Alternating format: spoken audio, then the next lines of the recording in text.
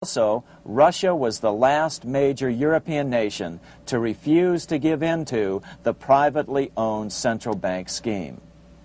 3 years after World War I broke out, the Russian Revolution toppled the Tsar and installed the scourge of communism.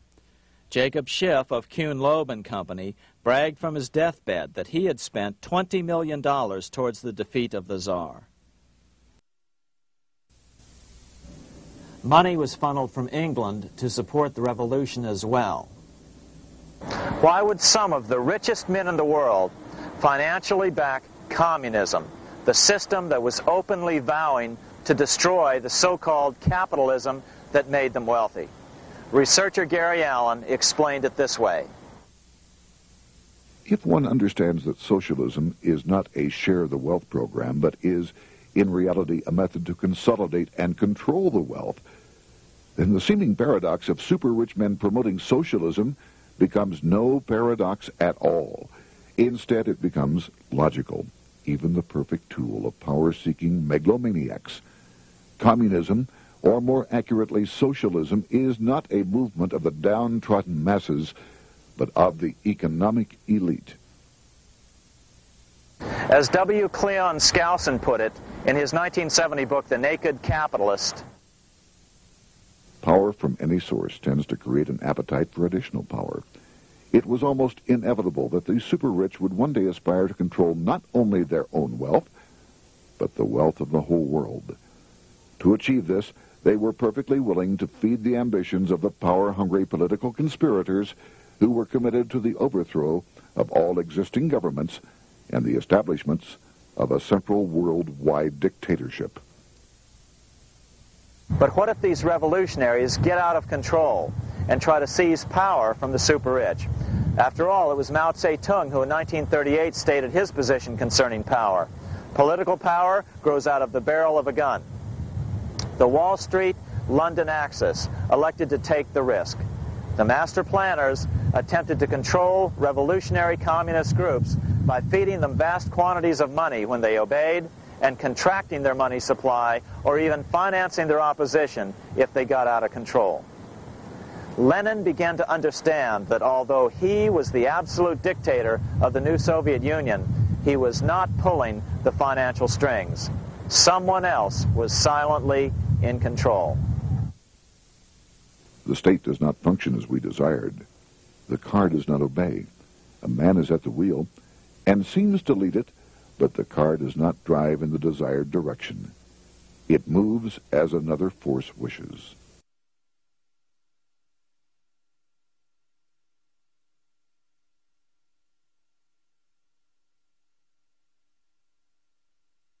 Who is behind it? Representative Louis T. McFadden, the chairman of the House Banking and Currency Committee throughout the 1920s and into the Great Depression years of the 1930s, explained it this way. The course of Russian history has indeed been greatly affected by the operations of international bankers. The Soviet government has been given United States Treasury funds by the Federal Reserve Board, acting through the Chase Bank. England has drawn money from us through the Federal Reserve banks and has relent it at high rates of interest to the Soviet government. The Dnipro Dam was built with funds unlawfully taken from the United States Treasury by the corrupt and dishonest Federal Reserve Board and the Federal Reserve banks.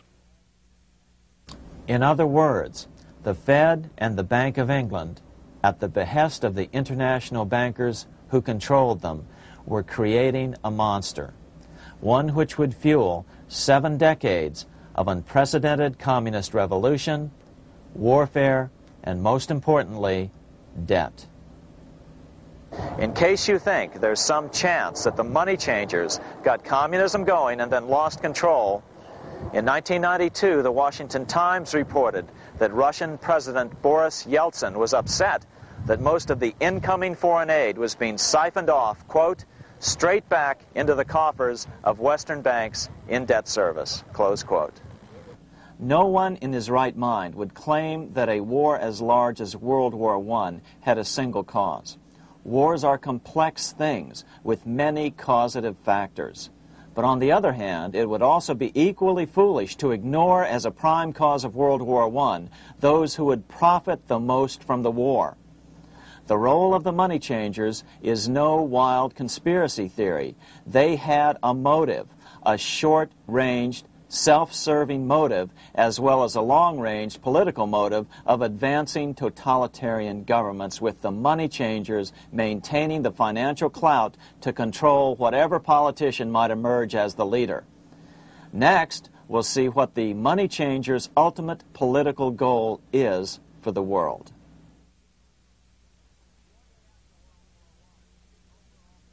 Shortly after World War I, the overall political agenda of the money changers began to be clear. Now that they controlled national economies individually, the next step was the ultimate form of consolidation, world government.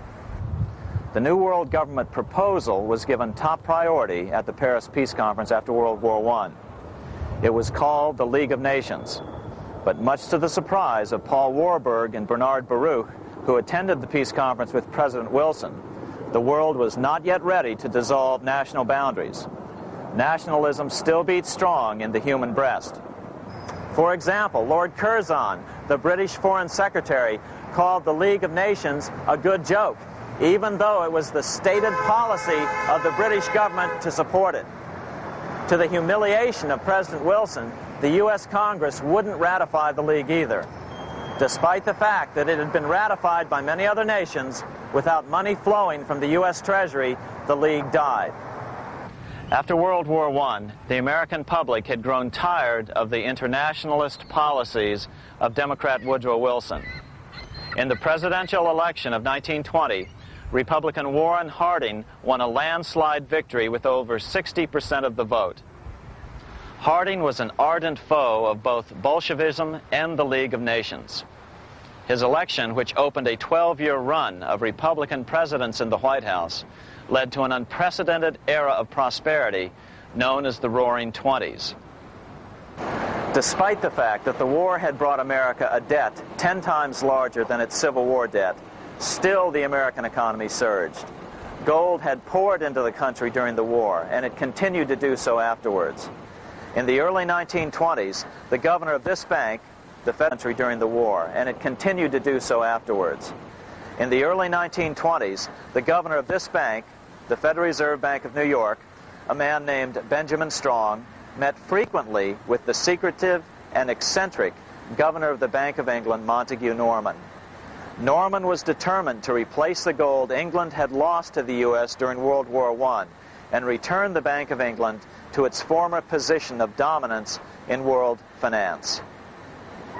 On top of that, rich with gold, the American economy might get out of control again, just like it had done after the Civil War. During the next 8 years, under the presidencies of Harding and Coolidge, the huge federal debt built up during World War I was cut by 38%, down to $16 billion, the greatest percentage drop in U.S. history.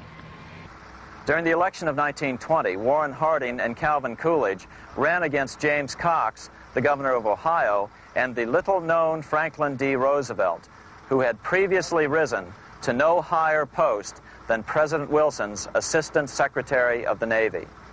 After his inauguration, Harding moved quickly to formally kill the League of Nations. Then he quickly moved to reduce domestic taxes while raising tariffs to record heights. Now, this was a revenue policy of which most of the Founding Fathers would certainly have approved.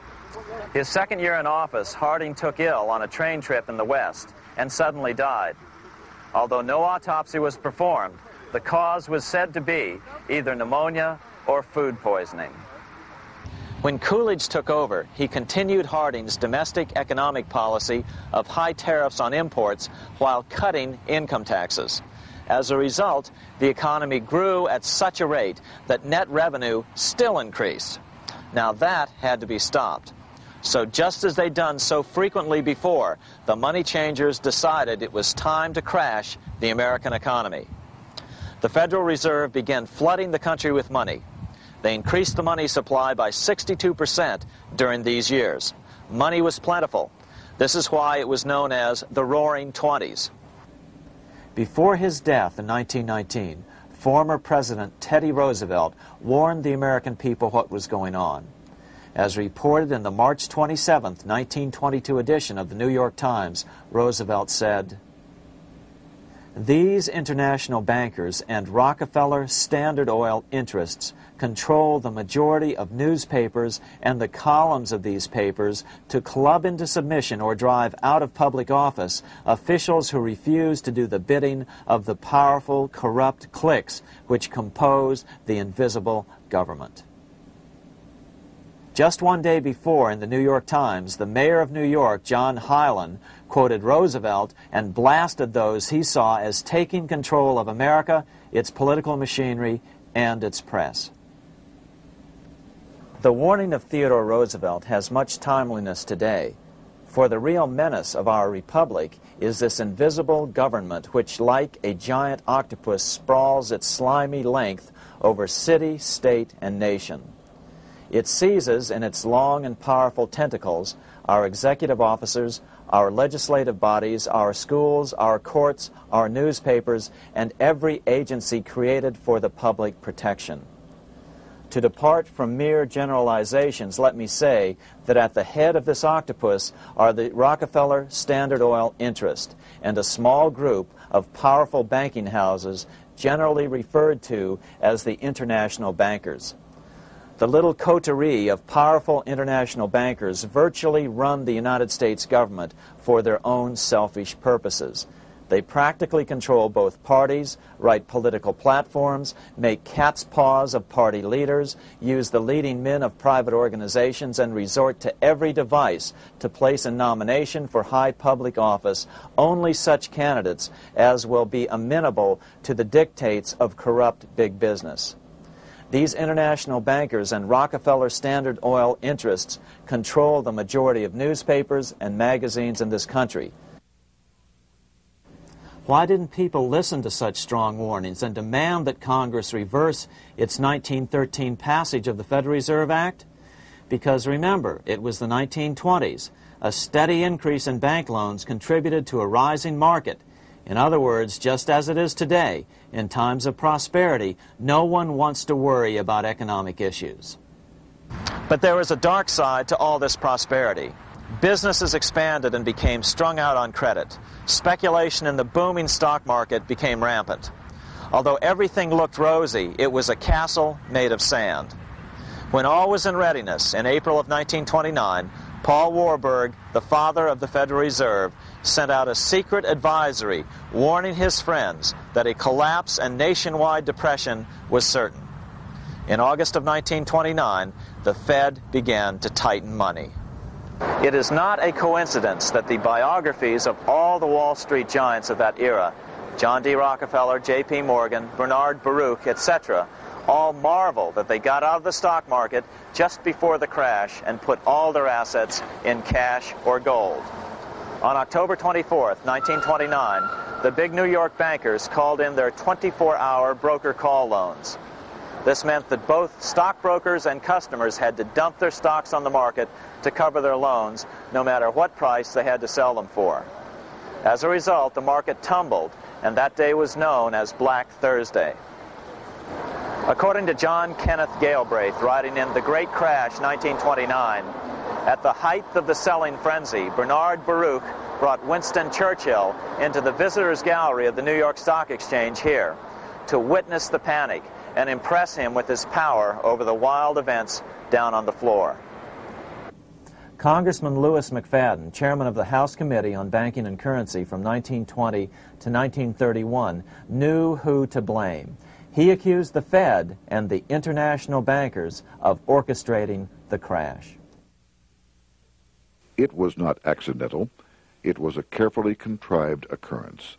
The international bankers sought to bring about a condition of despair here so that they might emerge as rulers of us all. But McFadden went even farther. He openly accused them of causing the crash in order to steal America's gold. In February 1931, in the midst of the Depression, he put it this way. I think it can hardly be disputed that the statesmen and financiers of Europe are ready to take almost any means to reacquire rapidly the gold stock which Europe lost to America as the result of World